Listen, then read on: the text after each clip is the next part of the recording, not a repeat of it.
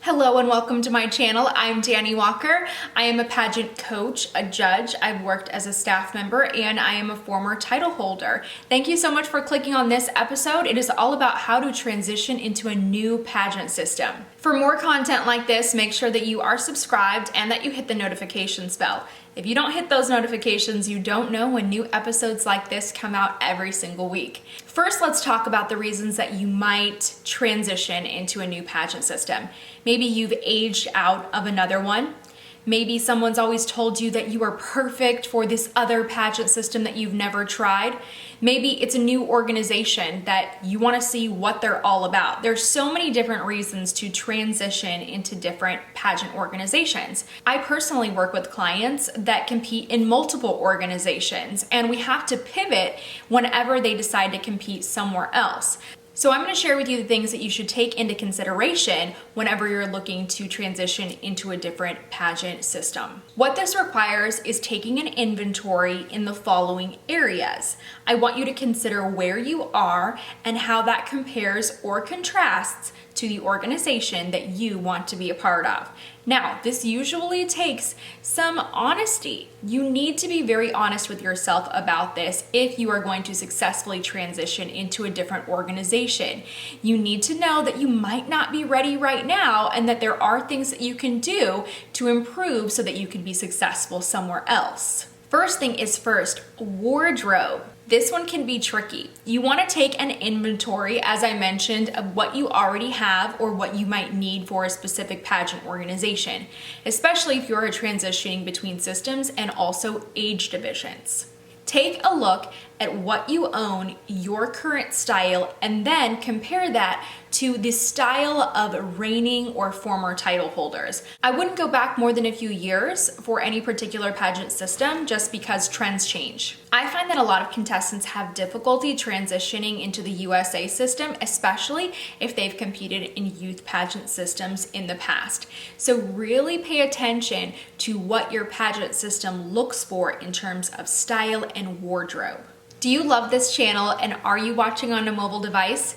Would you please support it by screenshotting this episode, post it to an Instagram story, then tag and hashtag it at Dani Walker. Let me know what you thought, what your biggest takeaway was. I would love to hear that and also share it with all of my followers. Next is hair and makeup styling.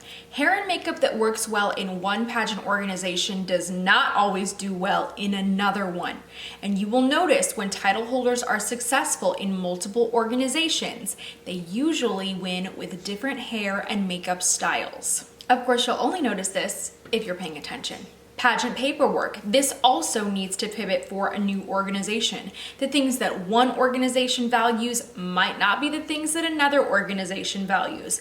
If you are used to competing in a pageant that is heavily focused on modeling and entertainment and you switch to an organization that is focused around an advocacy or a platform, you are going to have to change your paperwork to suit the needs of the new organization. Walking and posing. This is something a lot of contestants overlook. They bring their same walk or poses or facial expressions from one organization to the next, and they wonder why they're not winning. It's because they're not adjusting these things.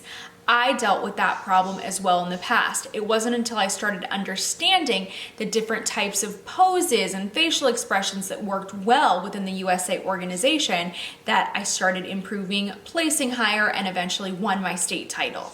Interview style. This is something that I struggled with. I had competed in youth pageants and within the Miss America organization, so I had prepared for a certain style of interview. When I got to the USA organization for years, I was applying that same style of interview that had been successful for years in the past with other organizations, and I couldn't understand why I hadn't won my title yet. It was because the style of interview and the way I was answering questions and what I was sharing was not what the USA organization was looking for in a title holder.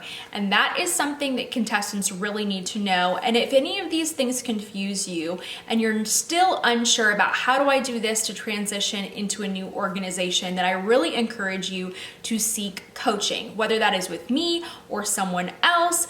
Regardless of that, look for a coach that best suits you. I have another episode dedicated to helping you find the best coach for you, and you can check that out. But honestly, It's really rare that we see anyone win, especially for a major title or a really popular organization that has never been coached. I feel like that used to happen in the past. It happens sometimes at local or state levels for various organizations, but it's becoming rarer and rarer to win a huge title for a really reputable organization without coaching. With that said, stop wasting years, wasting time, and wasting money.